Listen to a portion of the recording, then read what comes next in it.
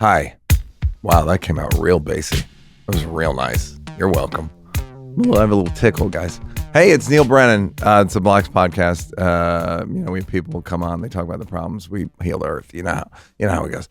It was Jimmy Carr's idea also. I haven't mentioned that in a few episodes. My guest today is a buddy of mine who was on Drake and Josh, or Josh and Drake. I don't remember. I think it was Drake and Josh on Nickelodeon. And he's a esteemed actor. He was in Oppenheimer. He's got a podcast called Good Guys. He truly is a good guy. You're a nice Jewish boy, right? Think so. Yeah. We think so. Hope so. Yeah. And we'll see. Hamas, come on out. I'm kidding. I knew it. I got ambush vibes. Josh Peck, everybody. He's here. Say hello. Hello. You know what the problem is with podcasts? Go ahead. You start a pod. First one, Letterman. 60, Peck. 80. 80? Yeah, this is 81 or something. I don't know why 60 would have made me feel better. You weren't even eligible for 60. No, you were eligible. We just couldn't. We canceled. Whatever. You were on the list. Thank you. I want to talk about child acting because you started acting when you were how old? I started doing stand-up in New York when I was 9. Great. Yeah. And you did the 10 spots a night, right? I'm kidding. I did. They would sneak me in to catch a rising star at 11:30 at night because they didn't want to lose their liquor license. Yep. And I'd do 5 minutes. Great. And crush. Did you know anybody? No. Did you it was just your parents? It was just my mom, and it was just 1996. And incredible. Yeah. And why'd you stop doing stand-up? I didn't know that you did stand-up. I did it because it's so hard. Yeah, no shit. It's the worst. Yeah. And then I got a TV show, and I moved out here, and I did the Laugh Factory, and I did the Improv. And like most lazy people who get a TV show, they're like, I don't have to do this anymore. Yeah. And I did it. It's funny. Most people start at 30. You start at 9, and we're done by 19. You're just burnt out. In and out. Done. Just make it light on yourself. Chicken tenders. You pre-check TSA. So stream on through. Done. What do you make of? What was that impulse? Not even stand-up, like performing from so young. No dad. Okay, say no more. Done. It's a wrap. Roll credits. Yeah, that's good. Got the major block, and we can keep it moving. Great. No dad? No dad. Gone. Nope. Gone. Never met him. Incredible work, sir. Wherever you are. Dead. So dead. Perfect record. When? How do you know that? Natural causes in his 80s. So he had you when he was how old?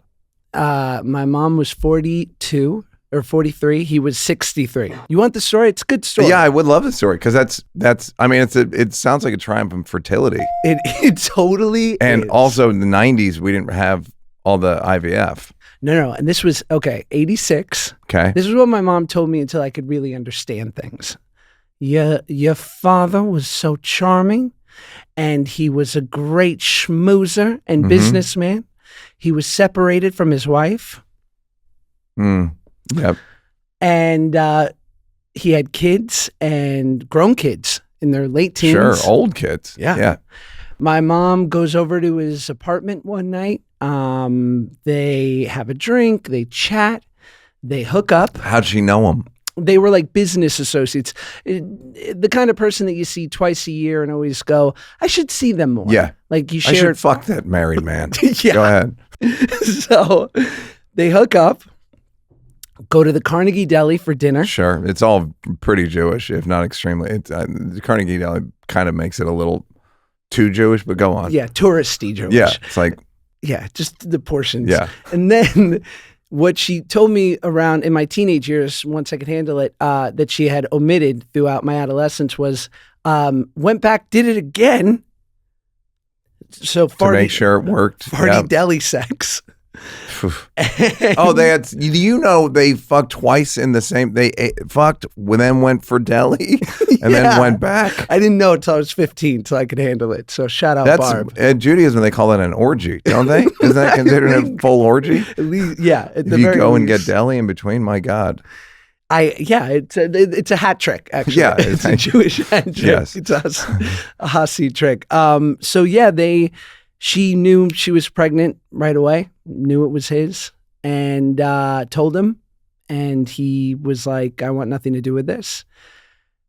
But he also didn't believe her. And so she went to a doctor and did the thing. And he was like, I still don't believe you. Go to my doctor and a friend of mine, because you might have this guy on. And she went. And from the way she tells me, it's very cinematic, she was in the waiting room and she kind of could see the office staff looking at her. And she's like, I think they called him to say that I was there. Yeah. Like calling his bluff. She's like, they didn't even take me in. They just kind of said, it's okay. You don't got to do this. Yeah. Like, we'll trust the first 2 tests. That's funny. And then you were her only kid? I'm her only kid. Was she not going to have kids, I take it? She always imagined she would, but at 43 sort of had made her peace that she wasn't. And until this one weird, my mom's sort of life up until that point had been like a bit of like a tragedy, of just like extreme challenge and also like prospering, and so much of like comedic values I got from her, because she had to be this woman in the 70s and 80s working in business and kind of take over a room. And she was a funny broad. Did you feel, I guess you've never had a dad, so it's like, can you feel the difference? I'm assuming you look back on it and you're like, oh, I had like a desperation that I wouldn't have had otherwise. Oh, yeah. It only in hindsight do I see how it has permeated every ounce of my being in a way that is so cliche and trite. It makes me fucking angry. It makes me hate it. I was with my shrink today talking about my mom, and I said, could this be any more Freudian? I was like, how fucking hack psychologically wise could I be hacky. That I'm here talking about my mom at 37? Yep. It's all hacky. Yeah. And so where does you say, I want to do stand up. Did you saw it on TV and were like, I want to do that? So I do all the normal, quasi-normal things, school plays, little workshop, kids theater things. But there's this thing, these kids shows with people my age. And I'm like, there's obviously a talent pool for people my age to work at a much higher level, because these fucking kids in 2nd grade are just not hitting their mark. Like, it was literally... you're in these plays going like, this is not the level I belong at. Yeah, like literally a young athlete being like, oh, I got to go play club. Yeah. Or I got to play at a higher level. Yeah. And what am I... It's funny that you like knew that. Did you know it from you compared your plays to like TV? But we would also sneak in, my mom and I in New York during that time in the 90s, on Broadway, they would have intermissions and people would go and smoke cigarettes. Yes. And you wouldn't believe it. But they would never 60, 70 people standing on the sidewalk smoking cigarettes. That's one of your jokes, right? Like it was something about like, imagine like vaping, but cooler. I don't think I did. I don't know if I did that, but yeah.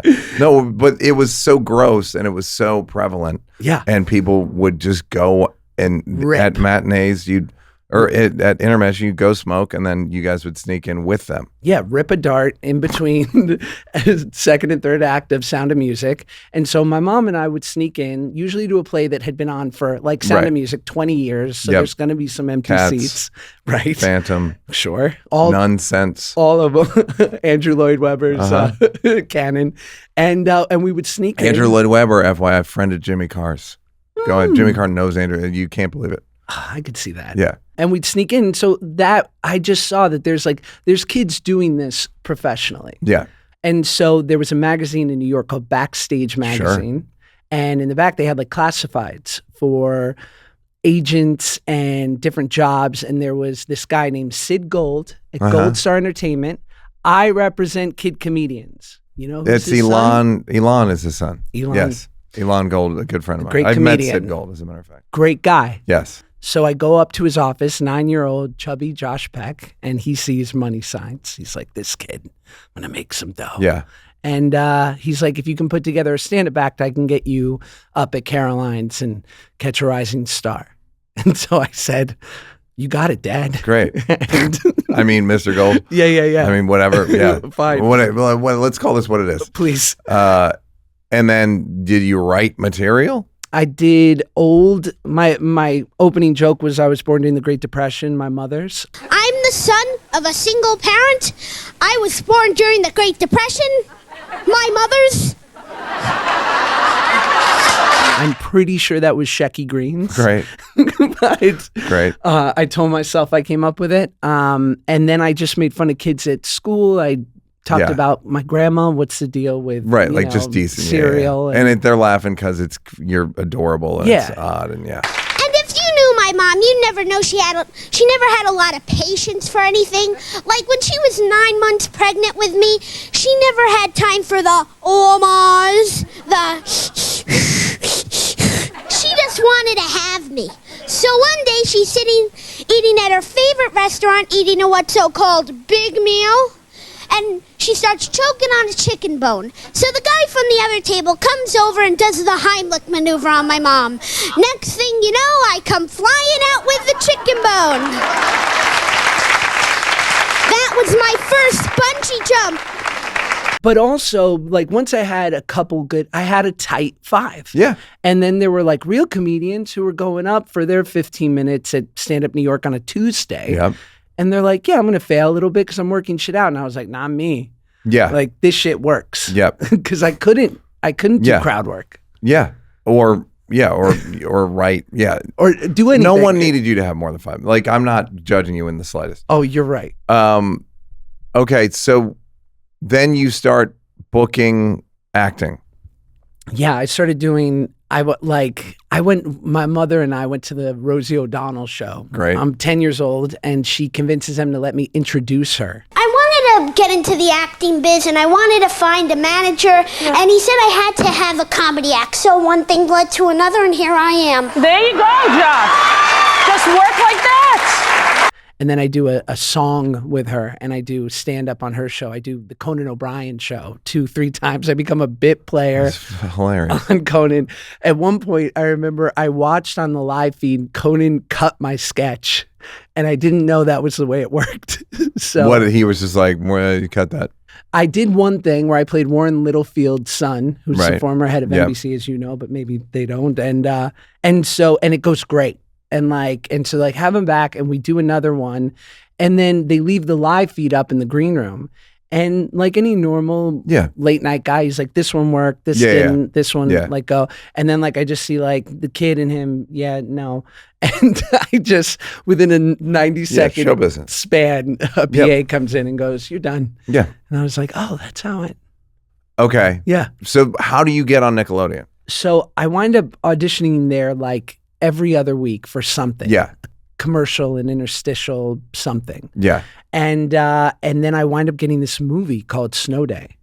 And it was with Chevy Chase and Chris Elliott, Gene Smart, Pam Grier, sick cast. Yep. And they're like, you're going to Canada for the next 3 months. I hope you have your passport ready.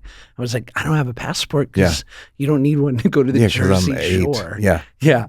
And I'm 12 and I'm up there and this president of the network, his name was Albie Hecht, great guy, really like my Eskimo. And I'm just telling him jokes. My Eskimo? What's that mean? I don't know. It's a recovery term. The guy who got you into the room. Oh, great. You say he was my Eskimo. He's just a new dad. Yeah. Go on. I have lots of words for new dad. Great. New dad. Surrogate dad. Father figure 17. Number 9. Yeah. Go ahead. So Albie's like, you're funny. And I'm like, just giving him jokes and he's laughing. He's on set a couple times over the 3 months. And I tell him that I would love to do a show. I'm like, I love all that. Yeah. That was because it was Kids SNL. Yeah. And 9 months later, he calls me and says, I'm moving you and your mom to California and you're going to be on the Amanda show. Amanda Bynes. Shout out to Amanda Bynes. This can include Amanda, can include everybody. Should there be child actors? When can you work at a grocery store? 16? Yeah, you can. I started working when I was 11, 12. So really? Yeah, I started caddying in Philly. Well, I was in Chicago caddying again. But then in Philly I started working 12 hours a day in the summer. Gotcha. And I was doing it to get out of the house. Maybe it's summer gigs. Maybe we allow something. Yeah, maybe we allow summer gigs. Yeah, it just seems like, how can you describe, do you think that it's nature or nurture? Meaning, you don't have a dad, you're hungry like the wolf, you're hungry hippo. Literally. Yeah, I mean, we'll get into the weight stuff. Huge. So big. And Amanda, all of the, even if, what happens to you on these shows that makes you, it just seems like something happens. Mayim Bialik, who was a kid actor on Blossom and has gone on to be incredibly successful and impressive. Elon Gold used to have a great joke about her. Which he was talking, is in the 90s. He was like, you hear our grandparents are like, did you hear who died today? Myrna Loy or some old actress, you have no idea. But he's like, what's going to be when we're older? They're going to be like, you hear who died? Blossom. Mayim Bialik. Oh, no. So we're bringing the whole thing full circle. Well, she said something to the extent on a podcast, because she has kids. She's like, I wouldn't let my kids be actors or start acting professionally because kids need to be allowed to have a bad day. And you just can't as a kid actor. There's no... How is that explained to you? It's not. But you understand it? Yeah, there's just no... And it's also, and again, I came up in the 90s where it just like was... I pray that there's more safeties in place now and more guards than there were for us, because this idea was sort of perpetrated of like, don't make the saying true of don't work with kids or animals. Yeah. Of like, they're too much of a headache. They can't be relied on. And it's shorter hours. It's going to take 100 takes. And then they got to go to school. And so I remember right on Nickelodeon, on all that, it was like, it just seemed like you guys were just getting like decamped. Like, all right, now go to the tutor van, or not van. Looking back, maybe it was. But like the shipping container, and they'd have like the trailer for the tutors and the teach, like school, and it just seemed like, all right, now go over here and now go over here. It just seemed like, man, this must be a lot of responsibility for a little kid. It just, you wanted to be good at what you did. Right. And you didn't want that saying to be true about you. You wanted to be like on your mark and know your lines and you have to be like a pick me. Yeah, you wanted to crush it. Yeah. And I don't know if that, and look, that's not a new thing for young people that want to get A's in school or crush it on their sports team or whatever. Like, I would say that's probably a big part of growing up. But in this specific way, again, it's just like, if you're having a normal day as a young person and you're just not feeling it, there's no version of that, because then that becomes like an insurance day. Well, as an adult, you can't have a bad day as an actor.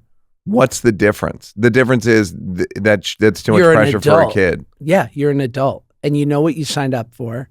What would it feel like? Like, when you look back, do you go, that's it? That was like, but it's also I shouldn't have been in that position. You work in comedy, and I feel like, especially with sitcoms, like sitcom crews are of a very specific type, right? Where it's like a very civilized type of schedule. And so if something is taking 6, 7, 8, 9, 10 takes, they kind of look at you like, we're not making A Clockwork Orange here. Yeah. Like, this should be working. And you just feel the energy in the room. Yeah. The air's out. Yeah. Everyone's literally looking at you. Yeah. You're just like, damn it, I wish this was going better. Now, at 37, I go, well, we all know what we signed up for, and we're all going to get home a little late tonight. And it sucks for me and it sucks for all of us. But it's just one of those scenes that we didn't quite figure out when we should have. Well, that's the thing. Like, if a scene wasn't working on the Amanda show, or Drake and Josh and Drake and Jerick and Jeff, did you internalize that? But would you, looking back, be like, that scene was garbage? Do you know what I mean? You just go like, fucking wasn't going to work. Yeah. I mean, I certainly think there should have just been so much less pressure because of the realities of what we were making. Yeah. Yeah.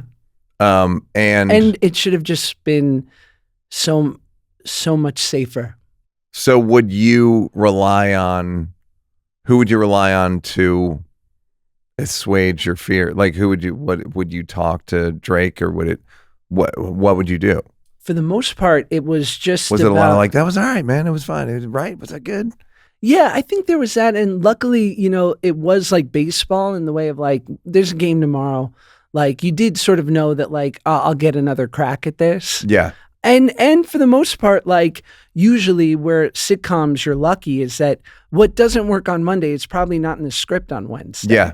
Right. Whereas like if I was doing a half hour single cam, you show up and that stuff may have never been said out loud by anyone but the writers. So just coming out of your mouth, it's weird. So was it the hard part being the tax on, I don't want to say like the thing that makes them become drug addicts and emotionally, mentally have emotional issues and mental issues. Do you think it's the pressure, or do you think it's like pre-existing?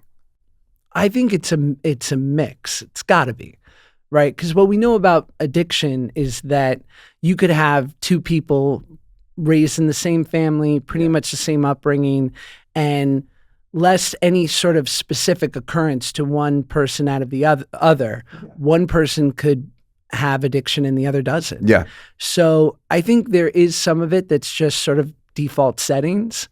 And then I think there are just like certain jobs which are attractive to people that want to be liked and have a deep-seated need to be validated. And who better than a kid who didn't know his dad, who like just wants to be told like, you're all right, like nice swing.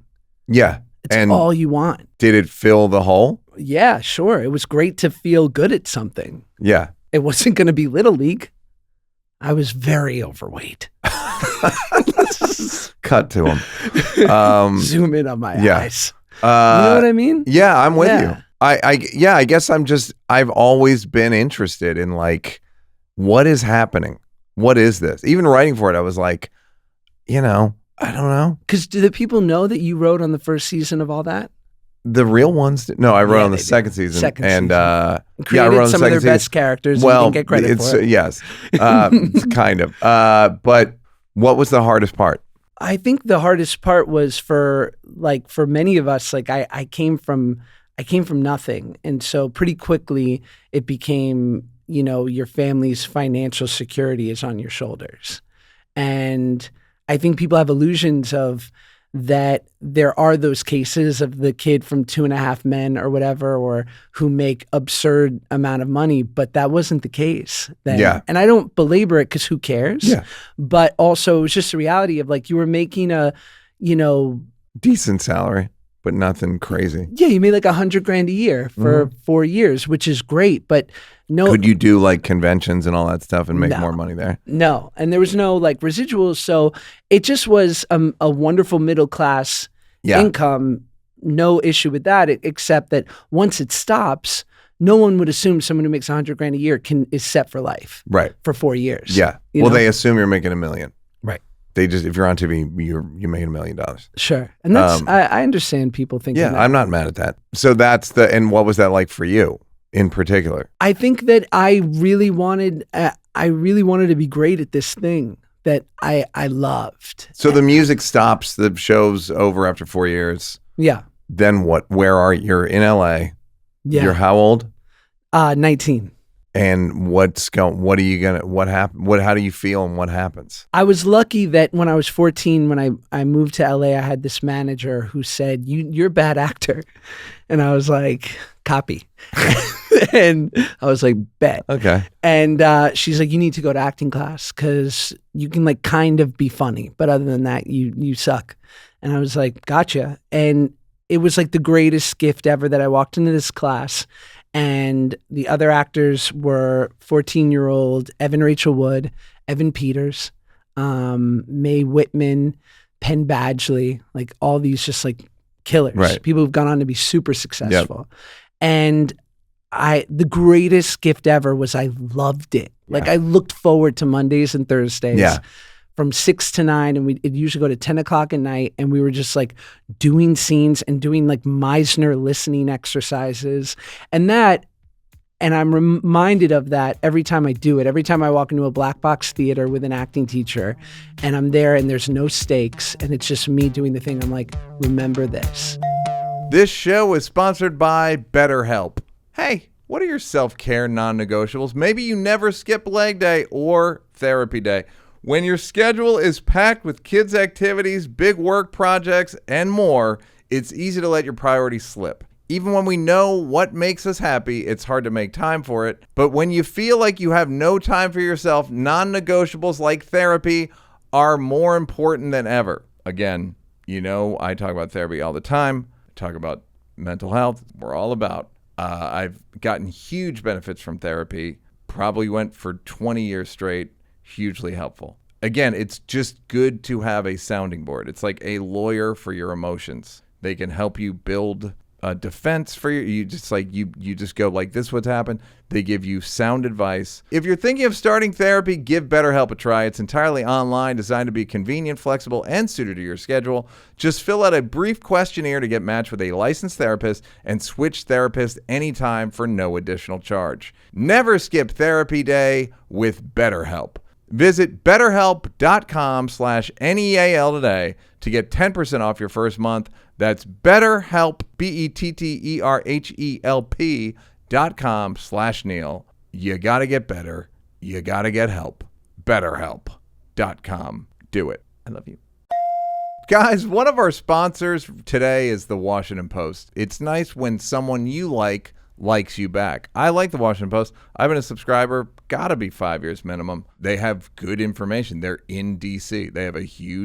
They don't have a bureau in DC. They are in DC. They have, for my money, the insider politics stuff in the world. Look, I said it, in the world. This podcast today is sponsored by the Washington Post. Right now, go to WashingtonPost.com/NEAL and you can subscribe for just 50 cents per week for your first year. That's a legitimately great deal. And it's exciting to have my own URL with the Washington Post, and it's not about me taking money from Saudi Arabia. I was literally reading it on the way here. I was reading in my car. I don't recommend it. I was reading about J.D. Vance's text with some maniac. They just have the best information about D.C. If you're in a rush and you need to catch up quickly on the day's most important and interesting stories, the Post's The 7 newsletter is a quick commute read sent each weekday morning, and it's available as a podcast as well. What isn't? I love the Washington Post. I get the 7 newsletter every day. I literally decided today to not put it in my Google spam folder because I still want to get it every day. With the election rapidly approaching, now is the time to sign up for the Washington Post. Go to WashingtonPost.com/NEAL to subscribe for just 50 cents per week for your first year. That's 80% off their typical offer. So this is truly a steal. Don't stop the steal. Once again, that's WashingtonPost.com/NEAL to subscribe for just 50 cents per week for your first year. It sounds like an offer from 1940, but I swear 50 cents a week. WashingtonPost.com/Neal. So you were just out on the street, basically. Guy from Drake and Josh. Yeah. And are you like, fuck, I need to make money for my mom. I need to make money for myself. Should I get a day job? What should I do? Well, when I was 16, I wound up doing this movie that won Sundance called Mean Creek. And that was like my first taste into like real dramatic acting. Yeah. So it was like great because I still had the delusion at like 19 years old of anyone with a dream. But I'm like, I did that dream, which was to like do the show that I grew up, the kind of show I grew up watching. But now there's the new dream. And in the midst of all this, I fall into like total clichédom and start becoming like just a cliche child actor running around Hollywood, just looking for father figures. And, Are you drinking and doing a lot of drugs? Yeah. Great. Cocaine? All the things. Great. I recently said to Miss Pat I was on everything but skates. And she said, damn, I had my kids watching The White Crackhead. That's funny. She put it perfectly. Yeah, total cliche. And then in the midst of all of it, I auditioned for this movie called The Wackness. And it's with Sir Ben Kingsley. Oh, that's right, yeah. And Method Man.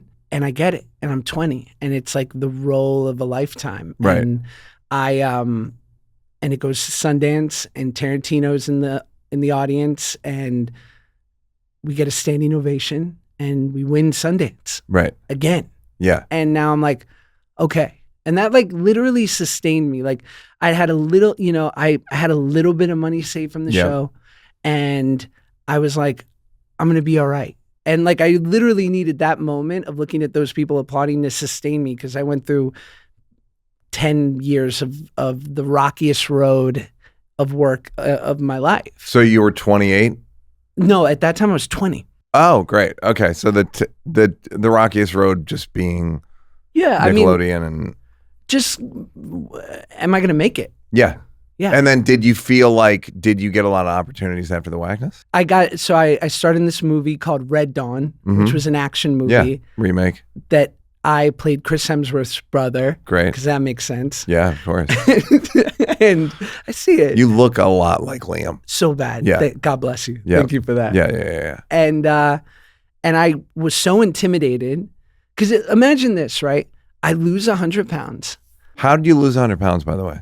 Just Atkins, old Really? school keto. Yeah. Great. I was just done.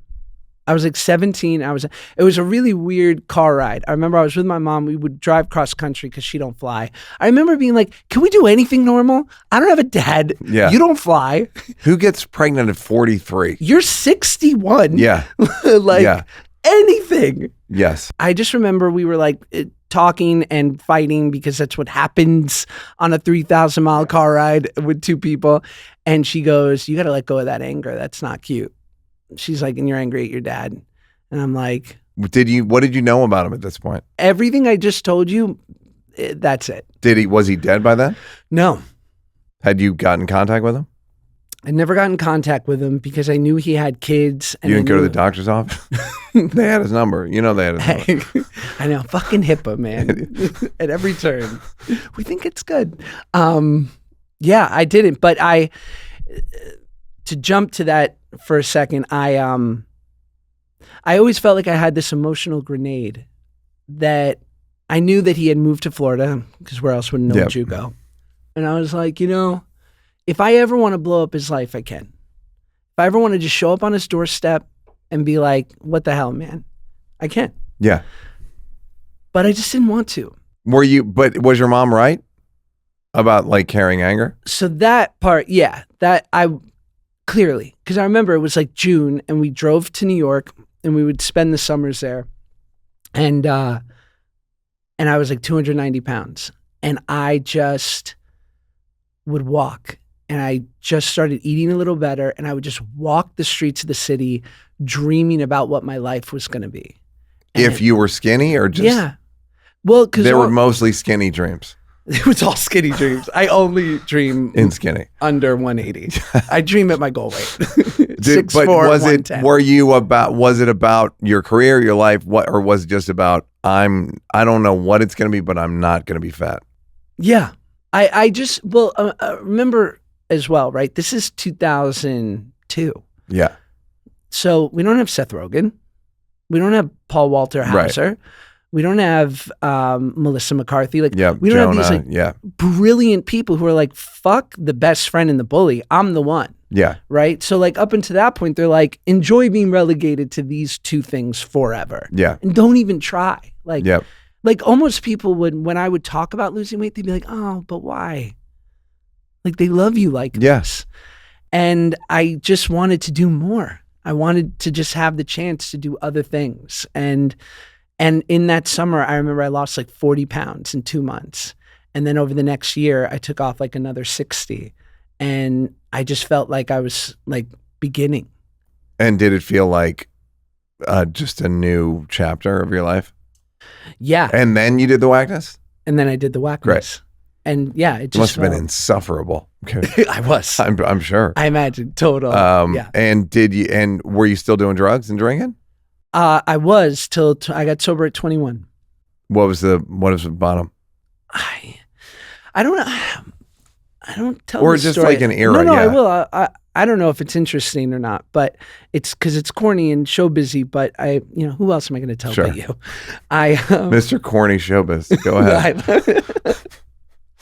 Not you. Yeah. Not you. No, because I want to get vulnerable. I want to get real. It's blocks, baby. He's a fan of the podcast. I'm a He's big really fan. bringing it. He knows what works. He knows what makes a good episode, and he's about to show us. Well, I don't know about that. It's all downhill now. It won't be a Sal Volcano two-parter. Shout out Sal. Okay, so I've had now some near misses, as we do in our career when using, right? Like just like moments where it could have gone bad and it didn't, right? But I'm quickly realizing that like this isn't working for me, and I have this evidence. What does that mean? Like you're drunk, you're hungover for an audition. Yes, you go to an I'm audition burning on bridges. a little something. I'm just like I'm becoming unreliable. Yep. And it's starting to get around. Yeah. Like, and just moments where you just feel like your ancestors are ashamed. Yeah, which is hard to have a Jewish ancestor feel ashamed. Go ahead. Deeply. Very hard. They have a high tolerance for Turn off behavior. Mordecai? I think forget not. it. And so there are these moments, but I also have this evidence, right, of like of 8 years of being overweight before that. So constantly in my head, I'm going like, you fucking overdo it, Josh. You overdo. And I'll never forget that we're at Sundance for the Wackness, standing ovation. A week before that, Brad Renfro, great actor, young actor, had overdosed. Mm-hmm. And I was I didn't know him. I was just a massive fan. Yeah. And then we're sitting, being interviewed by Peter Travers, me and another actor in the movie. There used to be a magazine called Rolling Stone, and he was a Back in the journalist. day. Yeah. And he's interviewing us, and one of the producers cuts the interview and goes, "I'm sorry, I just want to pause for a second, but Heath Ledger just died." And this just like shock went across the room because he was so beloved. Yeah. Right. And so it was Heath Ledger and Brad Renfro in the same month. And I didn't know either of them. I was just a massive fan. I adored them. To see them sort of succumb to this thing. And then also to have this thing that I dreamt about, to like have this movie and it win, and the reviews are spectacular. And I'm not just... And that movie's just like, funnily enough, it's you walking around New York. Yeah. It's like pretty, yeah. And I'm like, maybe I just won't be like the silly kid actor. Maybe I will grow into like a real actor. It seems to be happening. And I just woke up the next morning and went, oh no, I'm still here. Like Josh was still here.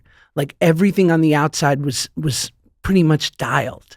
But in here it was like, no. And who was inside? The same guy that had told me I wasn't enough since I was old enough to have memories. Great. Love him. You know that guy? Yeah. No, has been around. I've started saying, I was saying to somebody, I have a bad newscaster in my head. He's just reading me fake news. Sure. And someone said you have Alex Jones in your head. So it's a really good hack. It's entertaining. If you're like just telling yourself a story and then you hear it as Alex Jones, it becomes entirely absurd. Yes. Like people don't respect you, and just like he's got a great voice. What is the people don't respect you? Because I have that. And what is it? I just think there's a type of therapy called parts therapy that my girlfriend is a practitioner of, where you like basically, if there's a voice you identify all the parts of all the different characters in your head, kind of like Inside Out or whatever. And you just ask them what they want. Yeah. And what that like people don't respect you thing is like, that person wants me to feel bad because it's predictable for that person. Yeah. I'm assuming, and then you just kind of have to, I just tried to out-achieve it. So it was like, you're stupid. You're just wrong. At worst, people are just not paying attention, but I don't think they're not actively not respecting me. Right. Yeah. So then did you blame it on drugs and alcohol? No, I just blamed it. I Like that, you wake up and you're like, fuck, I'm still hearing this stupid voiceover in the face of massive success. Yeah, like nothing outside of me is going to fix this. Like I tried to numb it. I tried to beat it with success. Yeah. I tried to lose 100 pounds. Yeah. I tried it all. Yeah. And it don't work. Yeah. You know, there's a lot of ways to get sober. I did it old school, 12-step style. And I remember I walked into a meeting for my mom has been in and out of the rooms for 40 plus years. Yeah. So I was the 10-year-old kid on this Game Boy in meetings, like waiting for it to be done so we could all go eat Chinese food. And I remember that when I walked into a meeting and I was finally ready, this guy said, "You didn't tell me what was wrong with me. You told me what was wrong with you." And I identified.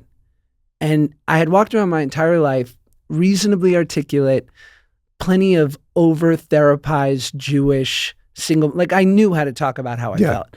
And yet I could not tell you how I was feeling. And I'd hear things like, oh, depression, anxiety. I'm like, kinda. Yeah. But not that. And when I heard these people talk, I said, that's me. And they weren't a glum lot. They were cracking up at this thing that I was walking addicts are in. funny and energetic. And it didn't look like, it like people were in Skechers. Yeah. Wearing like cargo shorts. Yeah. I'm like, huh? It wasn't like serious. Yeah. It was just like, wow, all these people can feel this. And wear Skechers. And rock Skechers. Yeah. Like you can feel this and be when in you said the thing shape-ups. of the guy saying that you've talked about yourself and you didn't, what was it? What did he say? You told me what was, you didn't Who was tell he me, talking to? You? No, he talked about this. I'm sorry. He said that was his experience when he walked into a meeting. And that's how I felt, which was, you didn't tell me what was wrong with me. You told me what was wrong with you. And I identified. Right. You were telling my story. Yeah. Right? I've never heard a bad share in my entire life. Oh, I had have. a 12-step. Plenty. I mean, they're boring. Sure. I have a joke about every share in New York meetings is like, so they're mostly about real estate. They're like, so my super. Every single time it's a continuing story about their super or their roommate or what. And it's like, okay, man. Yeah. What, just anything else? And then there's the people who just professionally like have like the pitch. Yeah. Like they have the same thing. And it's like, beautiful. Yeah. It's a microcosm of the world. Like when people ask about like, hey, are these kind of people? I'm like, imagine the world. And then it's just comprised of 30 people. It's like when you in a disaster movie, it's like the people getting on the plane at the beginning. It's like just the most random group of people. But by the end, you're like, I fuck with kind of all these people. Yeah. To the thing we were saying before was I remember a guy that I looked up to at the meeting said, if you hear 5% of the meeting, if 5 minutes of a 60-minute meeting, you identify and you get something out of it, you're overpaid. Because like, the other 55 minutes are for everybody else. Yeah. Everybody's got to get a minute or two. Yeah. And so don't expect to sit there for 60 minutes and be like, this is all me. But I'll hear someone say one line in a 2-minute share and go, yep. And that'll sustain me for a couple days. And then you were able to sort of stick with it and did it. Now you're married and you said, I want to talk about the weight loss thing because you said something that haunts me. Oh, no. I don't know if you remember saying it. We were talking about going to the beach or swimming or something. Yeah. You said maybe didn't take your shirt off. And I go, why won't you take your shirt off? And you go, because I ruin my body. Right. Is that, please talk about that. Because I've just never heard anyone say that. Yeah. It don't bounce back once you get it past a certain. Can you get skin removal and all that stuff? Yeah, we all do. We're on all this big former biggies. We're on a group chat, but and we're comparing and contrasting plastic surgeons. But no, I did it all, and I'm great. Like I don't want to sound ungrateful. Like but there are just some things where I still look at like guys even in their 30s. I love it now because like other dads my age are now starting to put on the weight. I'm like, yeah, you like that? Yeah. Huh? Yeah. Yeah. It's just there are certain things that you can't fix. So is it scarring? No, it's just kind of like skin. Hanging? A little bit, little skin. And there's just nothing you can do about it without significant. You just get you're kind of trading like for a wild ass scar. like a shark bite scar or like a little bit, like it looks anatomical. It's just like a little bit of skin. Either way, people are going to be like, what's that? Right. I just don't want that because people are pretty nice. Yeah. Especially like, all bodies are beautiful. And like, I don't say that in a silly way. Like I see people out and I just love, like, I think one of the great things of the last decade has been people really embracing like all body styles and realizing. And so when I see people out at the pool and whatnot, I'm like, I could whip my shirt off right now and feel right at home with the group and come of in like 4th place. Yeah. Yeah. But it's just like, but I just don't want I can't imagine someone doing that. They don't do it quite like that, but I see it, or at least I interpret it that way. Well, yeah. Okay, well I guess that's the... And I do it, but I don't do it often. What's the difference between drinking, using, and eating you and the guy now? What, you know what I'm asking? Like, what were you doing that you now go, I'm not doing that? Or is it so sort of, you've been sober 16, 17 years and, skinny or whatever you are, 16, 17 years. I don't know what you call it. What do you call it? You look healthy. Trim? Yeah, trim. Trimish? There you go. But athletic legs. Yes. No, of course. Thick quads. Fuck. Huge. And you have a great face and eyes, genuinely. God bless you. You too. Take your shirt, cover your face, take your shirt off. Make me feel better about myself. Gotcha.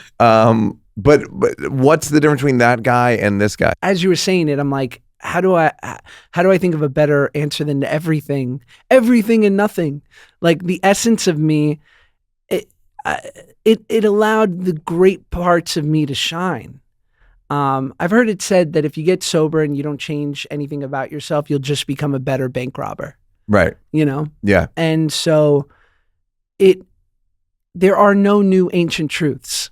So for me, getting sober was sort of like it was like my cover charge for a spiritual life, to do the good hard work that like we've learned over thousands of years is just part of the human experience.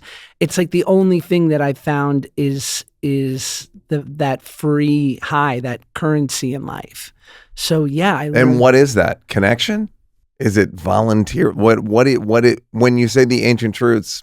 Getting out of self. I mean, is it community? Like what are you talking about? Are you talking about your marriage, kids? Like it's everything. I'm self-centered in the extreme. Mm-hmm. I'm self-seeking. So self-seeking is people-pleasing and one of his blocks, which we never even got to, but yeah. But right? Yeah, people-pleasing. And people think like, well, I'm people-pleasing and think of it as a form of like martyrdom or like God. But it's like, well, I don't know about other people. My version of people-pleasing is because I want to control the way you think of me. Right? Yeah. And I want to make sure that you are looking at me perfectly of the way I'm presenting. Yeah. And, in the St. Francis prayer, and a buddy of mine has reiterated this to me throughout my life, which is, it's better to understand than to be understood. Yep. And at 37, I'm just coming to terms with that idea. Like, like if I have to explain it, it's beyond me. Like, I just got to let the shit speak for itself. Yeah. It's hard because it's like, if you do the right thing for the wrong reasons. Right. I like your meaning. You seem really warm. I bet you brighten a lot of people's day. I don't say that. I gain nothing from saying that. Like sure. It seems just like that's probably true. Not even because they recognize you just have like a nice fucking human smiling face and like your eyes squinch up. You know what you do.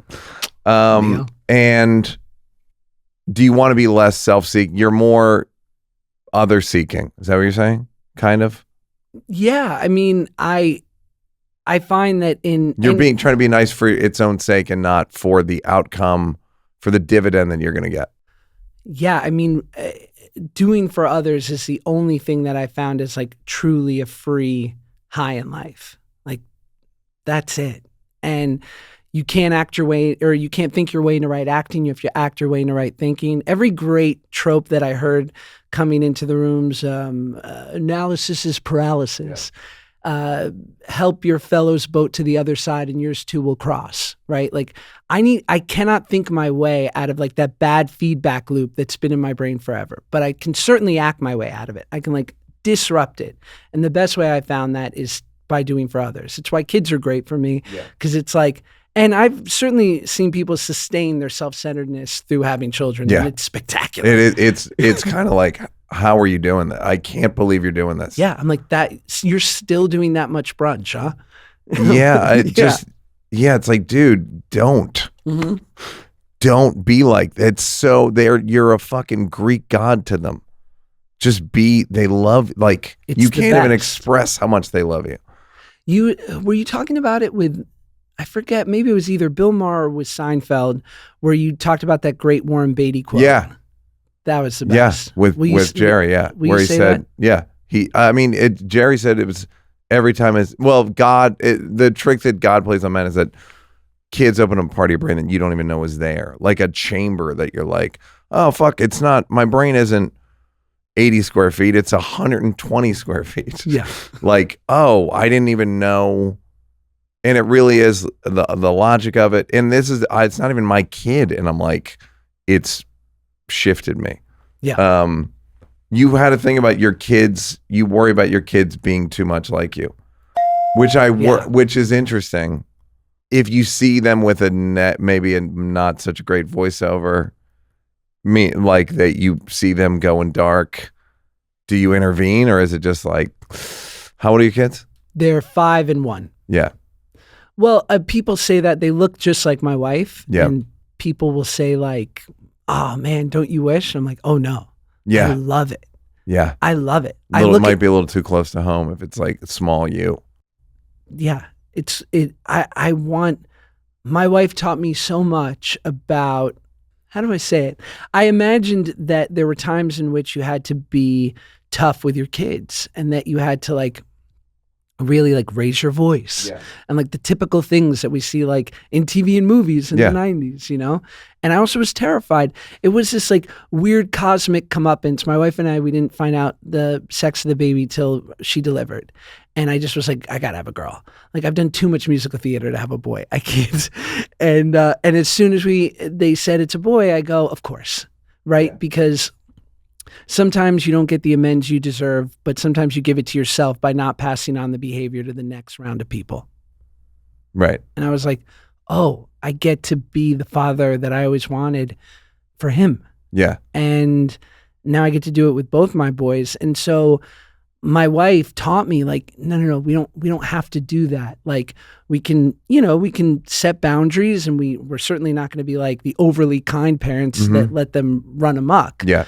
But like, we don't have to like puff up on our kids. Like we can meet them where they are, and we can set boundaries and have rules and give them guidance, but like have a really easy way about it. And I just love seeing them in her image. And no matter what, they act like me. And I do get a slight kick out of it, but I'm so glad it's not overt. It's like minimal. It's nuanced. But is it like worrisome? Are you worried about the addiction thing or any of that stuff? Have they isolated a hereditary aspect to it? I mean, we always talk about it. Maybe. I'm not sure. I'm sure they have, and they got refuted, and they, like back and forth, like most shit. That's, God willing, I will be sober their entire life. And so I think they couldn't have I guess the only foundation they could have better is that, they'll never know that one of their parents goes somewhere Tuesday nights at 8. Yeah. And has a bunch of like funny friends who like my son and I go bowling with some sober guys on a Saturday morning, and he just knows them as his 40-something friends. Yeah. One named Ronaldo, Great. His buddy Ronaldo. It's Stevie Mac, shout out. And we have a great time. So I don't know, but I hope that if they are ever headed in that way, that they see from as far back as they can remember that their dad was able to have that thing and find recovery. Yeah, no, it is amazing, like getting to reparent yourself. It's like it's like a looper or something. It's like a feedback loop of like, am I parenting me or that? Like, and the difference between talking to them, the way you talk to them and the way you talk to yourself is a pretty wide gulf where you're like, let's look at this gulf. Why am I talking to this person with consideration and I'm talking to myself like my own slave? Yeah. I remember once my son, my wife and I were both, it was one of those mornings where I was running to work and my wife had to go run an errand and we were taking my son to school and it was just like kids complain about tummy aches, right? And it could mean they don't want to go, they don't feel like going to school that day. It could be a myriad of things, or it could be that they have a tummy ache. Mm-hmm. And he's like, oh, I have a little bit of a tummy ache, blah, blah, blah. And I was like, bud, we got to go to school. I was like, because I got to go. But like, if you don't feel good, tell them to call me and I'll come back and pick you up. Like, and they're great about that. He's like, I just don't know. I'm like, oh, yeah, good. I got to go. And like, and of course, 20 minutes later, get the call, doesn't feel good. He's like in tears in the office. And thankfully, my angel of a mother-in-law swoops in, picks him up, and I come home a few hours later and I said, buddy, I want to say sorry because I kind of, I didn't listen to you well enough today, and I'm going to do a better job of that. And he went, okay. Yeah. And I was like, that is so healthy. Yeah. Like, oh, you're accepting it and moving on? Fuck. Yeah. You're not holding a grudge? Okay. But I don't know how you're doing this, but yeah. Like, because I'm like, even, because sometimes I'm quick to accept an apology because I would want it from the other end, but I go, but you're going to pay. Yeah. Like, you're going to lose me for a while. Like, you're going on ice. You're going to get slow text backs. Yeah. For we got to send a message. Couple weeks. Is it self-care or not? I don't know. I still don't know. I will die not knowing if the silent treatment and degradation of relationships is self-care or if it's just dumb punishment. Dumb, like Judeo-Christian, you must pay. Old Testament shit.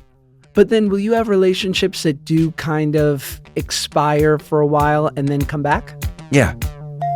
Guys, I was on the road and I went to, we'll call it Whole Foods, and I got one of the kind of more natural deodorants, and wasn't not natural deodorants don't really work. And then I realized that I needed to, when I got back to LA, I opened my mail and I'd gotten a box from our sponsor today, which is Mando. And I've been using Mando the last couple of days, and it actually works. It actually works, and I'm going to take it on the road with me because Mando has a bunch of travel size options. Like they've got a 4-in-1 acidified cleansing bar, which is a 5-ounce bar that does the work of a shampoo, face wash, body wash, and deodorant.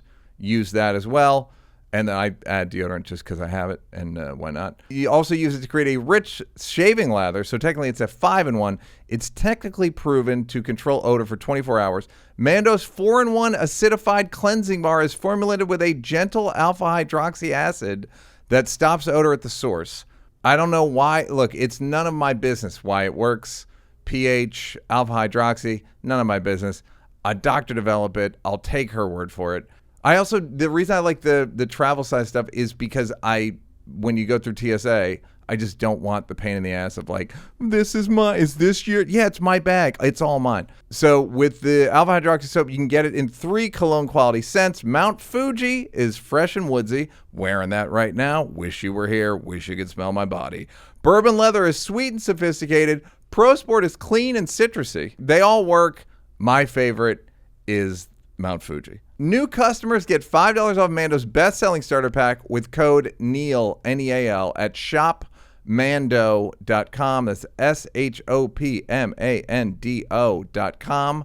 Code NEAL. It's good. It's like they have good products. Like I'm endorsing them. They have really good products.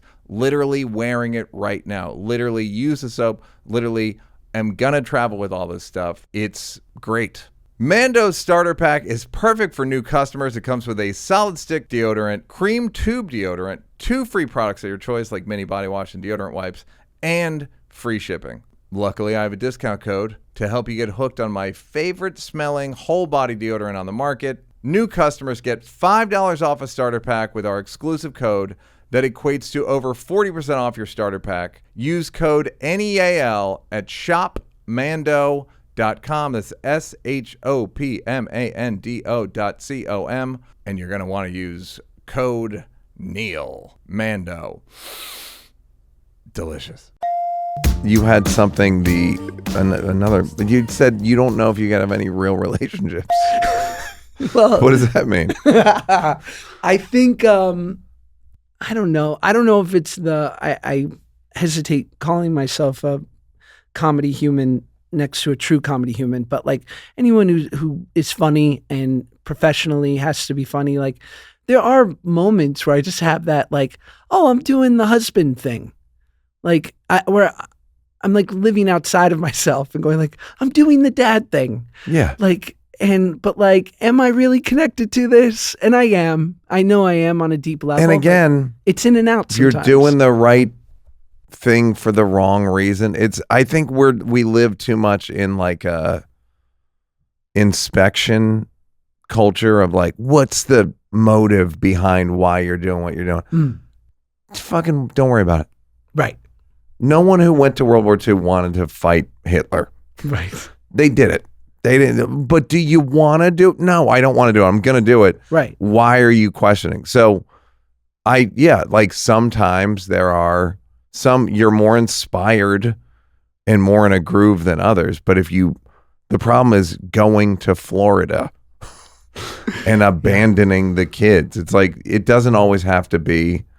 And I also think guys assume the best about women, that their hearts are always, because that's their PR. Sure. But like, women don't want to do all the shit that they have to do all the time.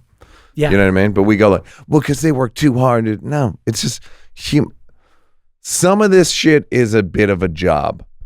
I think I see it in my wife when it's the moment where she goes, I'm gonna do something with the garage. And I go, I'm staying out of this. Yeah. And what does she mean? She needs a break? It's like every just couple months she'll be like, and it'll just be her in the garage and a project. And it'll just be like, I don't know. It's like she needs a task that's not running after these kids and worrying about me. I also don't think fix that something that can be fixed. Even like a great dad and a great husband I think that the way most men are composed physically and chemically, it's like we can do it, but like it's not the most natural shit. Right. Like I can fight way better than I can nurture. Right. I just can, because I have aggression in me, like built into me. And even when you're with kids and your testosterone goes down and all that stuff, there's just shit we're like built to fucking clear land. We just can, you know? Me, I'm on that TRT. Well, game. are you? Well, no, you got. I'm not. I'm not. Not this jawline. There were certain tangible things I learned early on when I was 21 that I couldn't believe that I had missed. Like, if you want self-esteem, do esteemable acts. I also assumed that you're only self-centered if you like you. But if you don't like you, it's the still same. The self-centered. self is still self-loathing, still has a self in it. Yeah. Like, I got really good at like, you want to do something like if you want to really feel God, pick someone up from the airport. Yeah. Helps. Say more about that. It's just do the things no one wants to do, and you'll be amazed the reprieve from self you'll get for the next couple hours, if not days. Like, yeah, or you get really caught up in your victimization. Say more. You just go like, I can't fucking believe I gotta do this. Like I had so much shit I had to do today anyway. Now I have to fucking go to the airport. Fucking why do people do this to me? Yeah. And that's the opposite of God. Right. You actually worked. It's you. It's not God. God out. Yeah, like you fucking ruined it. So I think playing with kids is like is what you're talking about more than because it's so fucking fortifying for them. It's like you can get someone an Uber, right? You can, and they'll still get from the airport if you don't want to go. You can't, there are no substitutions for the nutrients a kid gets from like direct, caring adult attention. I don't think. Yeah. When's the last time you picked somebody up from the airport? My girlfriend and her kid, 10 days ago. It's the best. And could you imagine had she had that one extra step of worrying about, is the Uber going to come? No, I wasn't going to do it. Like, that's the thing. I wasn't going to do that. That's grace. I did slip into self-pity, though, because I had to, I was working and I was like crammed and I got to get to the airport, and is she going to be mad at me that I wasn't at the thing, and the walls close in on me. That's grace. You gave her grace that day because she was probably tired, Yeah, of course. Traveling with a kid, and you took away like a big step of stress. And I would imagine for her, because I can just say how I feel when I know, like, my wife, we don't live that far from the airport. So sometimes when I'm coming back from work, my wife would be like, I'm around, I'll get you. Yeah. And I'm like, oh, good. Yeah. And that, oh, good. No, I agree. It is great. It's great on their end. Yeah. Like, but yeah, I just have bad habits. I just have bad voiceover habits. Yeah. Like during Chappelle's show, I got fake tattoo, like temporary tattoos made. Blame with a line through it and self-pity with a line through it. Because those are my two. I'm just dying to blame and then feel sorry for myself. That's like if you're like, you want to eat or feel sorry for yourself, I want to feel sorry for myself. Like, I would rather do that. Like, I just have they've gotten way better, and I threw a bunch of shit, but largely gratitude. And how does the plant medicine, and I think you've talked about this. I think my fear was always that I've always looked for a vaccine. I know that's sort of like a hot word nowadays, but like, I would just want to be able to do it once and be done. You might. Or a schedule, like, you might. And just be all better. And it seems from listening to you and other people I've heard talk about, they're like, when things are revealed and then there's a level of maintenance. Yeah. Yeah. Would you say that? Yeah, I would. That is my experience. And then you just gotta, it's like a weird form of sobriety where once you know a better way to be, you have to maintain it. You have to, like, write in my journal and exercise and just stuff that's like, I know this is, my voiceover will be better if I do the right shit. And also if I do feel sorry for myself, I'm like, this is Alex Jones. Right. This is not like, this is not real. What could Neal Brennan possibly have to complain about? Right. What could I possibly have? What complaint could I possibly come up with? I do it, but I know they're bullshit. But it just, I go down the lane for 40 minutes before I go like, oh, this is bullshit. Right. It's real as anything until then. Does it manifest physically? Like, I have terrible, earlier today, I got treatments for TMJ in my jaw because just say Botox. Go ahead. I got Botox from, the best part is I got Botox from my boy who I grew up with, who became a maxillofacial surgeon. So this is, this is perfectly Josh Peck summed up. Right. So I don't go to a traditional, just like a beauty bar, wherever they do Botox, because I'm like, this is my jaw. I've never had Botox anywhere else, I swear to God. But I've had massive plastic surgery. But I'm like, I want to go to a facial surgeon because it is my face. And if I got a droopy lip or something, that's going to mess up the pod for a couple months. So I go to a proper maxillofacial surgeon, but he's my boy. So he hooks me up and goes, just pay for the Botox. It's 5 minutes. I'll inject you for free. But because I'm getting it free, he's talking shit to me the whole time. Like, when I go, I'm like, are you going to use some of that numbing cream again? He's like, nah, bro, I'm going to put it in a dart gun and blow. I'm like, can I get the doctor right now? Whatever it costs. I'll take the doctor. He's the best. Yeah. You did mention plastic surgery, which I don't know I don't know. I don't look at you and go, this guy's had a ton of work done. Which is kind of the point, right? Well, it's the thing we talked, like when I was 21, I kind of did like the tummy tuck thing that people do. Yep. And when you lose a bunch of weight, and it was great. But like I said, it was sort of like, there were like little things I could have done that I just was like, no more.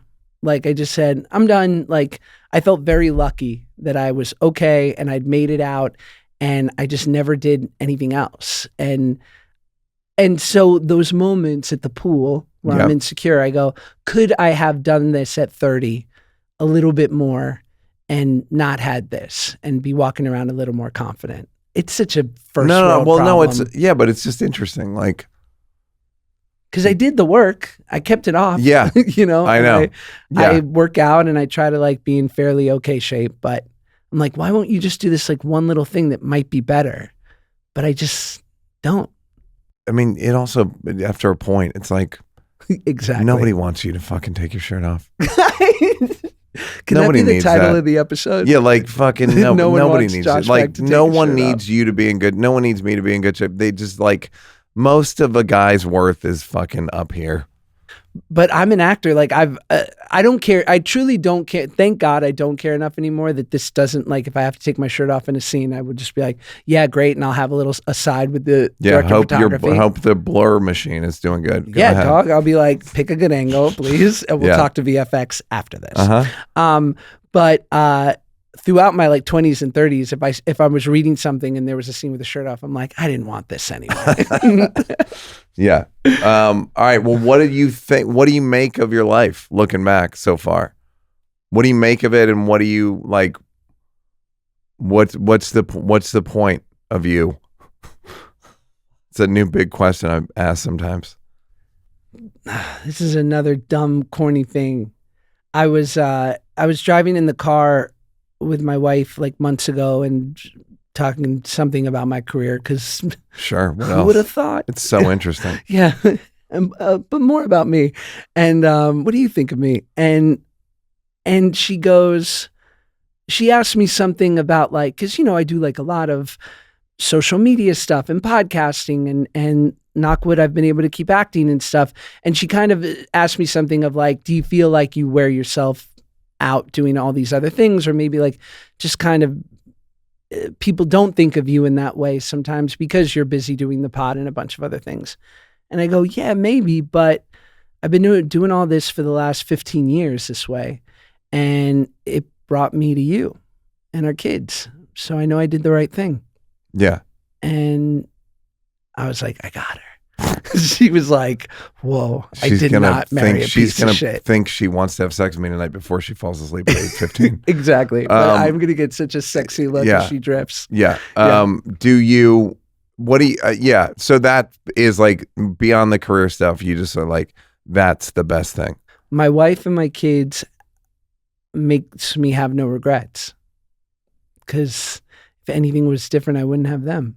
Right. Were there any like moments where you had to choose, or was it? Did you meet her on social media?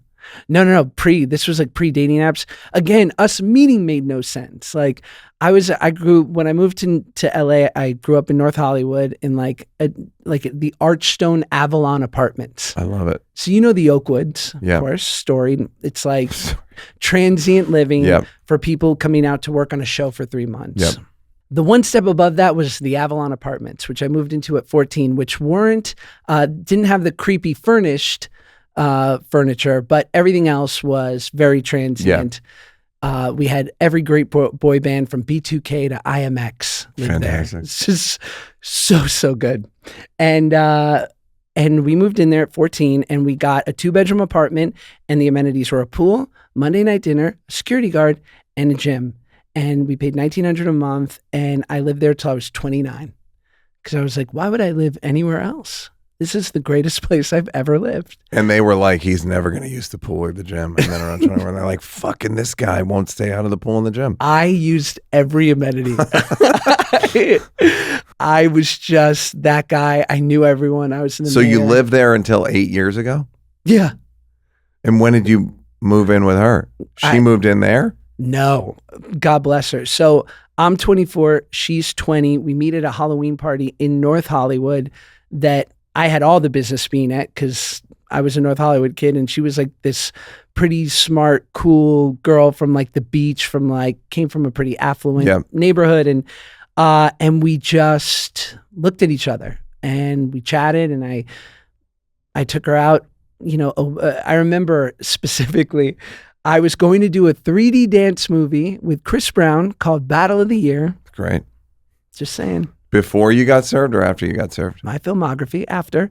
Some called it the accessory to You Got Served. Sure. They got served. Sorry to bring it up. We got served.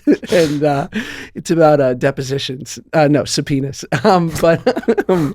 I said, I'm going to France tomorrow, which sounds cooler than I am. But when I get back, I'd love to take you out on a date. And 3 weeks later, I got home and I was like, I'd love to go see a movie with you. And we've been together ever since. And it was so easy. And you went on a double date with Chris Brown and Rihanna, correct? We did. And then you split up and you're like, don't get weird. And then you heard the 911 call. Yeah. And that's Hollywood, ladies and gentlemen. It was great talking about you. Thanks, dude. You're a good man. Love You're a you. good boy.